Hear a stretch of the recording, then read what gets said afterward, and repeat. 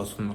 Ce genre de personnes vont toujours essayer de t'amener dans un terrain où eux ils sont à l'aise. Mais si toi tu es mal à l'aise, tu vas peut-être voir que dans un débat, je dis n'importe quoi, ou dans une discussion, ils veulent toujours parler, ils ne veulent jamais te laisser dire quelque chose.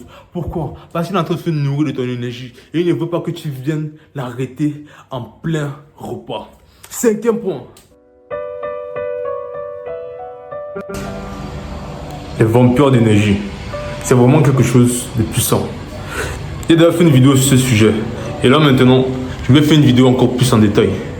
Les vampires d'énergie, quelles sont leurs caractéristiques? Quelles sont les choses que tu dois reconnaître et que doivent être à la menthe quand tu as ce genre de personnes dans ta vie? Ces signes que je vais te donner, ces 8 signes de vampires d'énergie, tu dois les prendre au sérieux, tu dois les comprendre, tu dois les assimiler, tu dois les mettre dans ton esprit et tu ne dois jamais les oublier. Premier signe, quelqu'un qui se plaint trop. Quelqu'un qui se plaint trop, tu sais ce qu'il fait dans le fond? Il veut de l'attention négative parce qu'il n'aime pas sa vie. Et malgré le fait qu'il n'aime pas sa vie, il ne fait rien pour le changer. Il ne fait rien pour y remédier. Et tout ce qu'il veut, c'est verser cette négativité qu'il a au fond de lui dans un seau. Et quel est le seau? Tes oreilles. Quel est le seau? Ton esprit. Quel est le seau?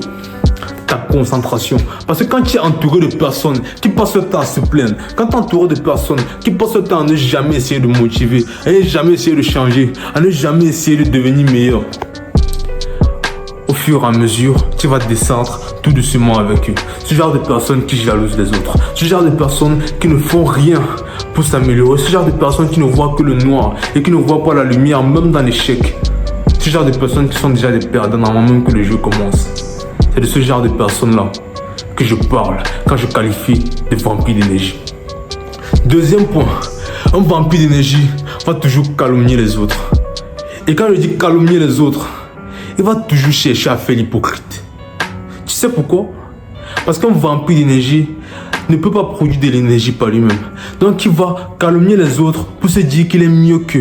Et maintenant, cette sensation d'être mieux que les autres, il va maintenant avoir un boost d'énergie parce qu'il va se dire « Ah, je me sens bien parce que j'ai dit du mal de lui. » Et maintenant, quand il va dire du mal de l'autre, il va se sentir mieux. Mais ce n'est qu'une sensation temporaire. Et la plupart du temps, quand il sera confronté aux conséquences de ses actions, il ne pourra pas back up ce qu'il a dit. Il ne pourra pas être un homme ou être une personne avec des principes qui assume. Il ne pourra pas assumer les propos qu'il a tenus.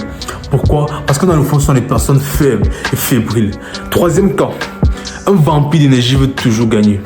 Toujours. Il ne veut jamais perdre. Il ne veut jamais avoir l'impression d'avoir perdu l'avantage. Il ne veut jamais avoir l'impression d'être en contrôle ou plutôt d'être en hors de contrôle. Il veut toujours avoir le contrôle sur toutes les choses. Il essaye toujours de manipuler les autres et surtout, il cherche toujours son intérêt et il s'en fout de si les autres gagnent ou pas. Tu vois le game que je te donne?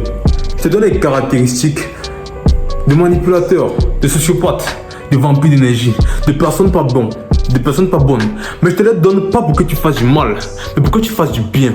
Ou plutôt pour que tu te protèges du mal. Pourquoi? Parce que les caractéristiques, les composants et les techniques que je te donne, c'est pour que quand tu vois les choses, tu puisses les reconnaître, tu puisses les analyser et tu puisses prendre la solution qui fera le moins de mal à personne, le moins de mal à tout le monde. Mais ces vampires d'énergie, dans le fond, ils ne sont loyaux qu'à eux-mêmes. Parce qu'avec les techniques que je te donne et le game que je t'apprends, tu peux toujours être loyal à plusieurs personnes et en même temps prendre cette technique-là pour, par exemple, regarder le game, comprendre les choses avant qu'elles n'arrivent, prévoir le meilleur move. Mais eux, ils ne sont concentrés que sur eux-mêmes. Tout ce qui les entoure, c'est leur petit monde. Tout ce qui les entoure, c'est qui ils sont. Tout ce qui compte pour eux, c'est leur petit ventre. Et tu dois faire attention à ce genre de personnes-là. Quatrième point, les vampires d'énergie se jouent toujours les victimes. Tu vois, dans ce monde, les personnes qui sont le plus dans la victimisation, ce sont les faibles, les femmes parfois, et parfois des hommes aussi. Mais je vais te dire un truc. Quelqu'un qui est toujours une victime, c'est-à-dire quelqu'un qui se plaint toujours, c'est qui revient au premier point. C'est quelqu'un qui refuse de prendre la responsabilité des actions qu'il pose. Quelqu'un qui refuse de prendre la responsabilité de ce qui lui arrive dans la vie. Quelqu'un qui refuse d'évoluer. Et tu sais ce qui se passe avec les gens qui refusent d'évoluer? Ils décrépissent, ils diminuent et ils pourrissent avec le temps. Et toi, tu ne veux pas être entouré de ce genre de personnes-là. Ce genre de personnes-là vont toujours essayer de t'amener dans un terrain où eux, ils sont à l'aise. Mais si toi, tu es mal à l'aise, tu vas peut-être voir que dans un débat, disent n'importe quoi. Ou dans une discussion, ils veulent toujours parler. Ils ne veulent jamais te laisser dire quelque chose. Pourquoi? Parce qu'il est en train de se nourrir de ton énergie. Et il ne veut pas que tu viennes l'arrêter en plein repas. 5e point. Les vampires d'énergie, ils veulent toujours le chaos. Ils veulent toujours chercher un moyen d'amener une sorte de problème, de bataille entre vous, entre lui et toi, entre les gens qui vous entourent. Parce qu'il a besoin de ça, car il est vide dans le fond. Il est vide dans le fond, donc il a besoin de cette énergie négative. Parce que c'est l'énergie négative dont ils se nourrissent, ces sociopathes, ces sorciers, ces démons. Ils se nourrissent de ça, parce qu'ils n'ont rien d'autre à faire.